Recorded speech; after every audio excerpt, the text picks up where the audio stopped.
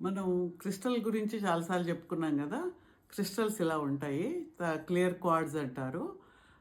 Crystal ఎలా ఉంటుందంటే చాలా ఎనర్జీ క్రిస్టల్లోంచి బయటకు వస్తూ ఉంటుంది. మనం సపోజ్ రేఖీ కానీ ఏదైనా నేర్చుకుంటాము. ఆ రేఖీ ఎనర్జీ మనం చేత్తో ఇలా ఇచ్చేదానికి, క్రిస్టల్ పట్టుకుని రేఖీ ఎనర్జీ ఇచ్చేదానికి 10 ఫోల్డ్ ఎక్కువ ఉంటుంది. సపోజ్ క్లోజ్ యువర్ ఐస్, కళ్ళు మూసుకుని మీకు ఎక్కడ పెయిన్ ఉందో దాని మీద ఫోకస్ పెట్టండి. జస్ట్ ఈ క్రిస్టల్లోంచి శక్తి, reiki energy, I'm sending reiki energy.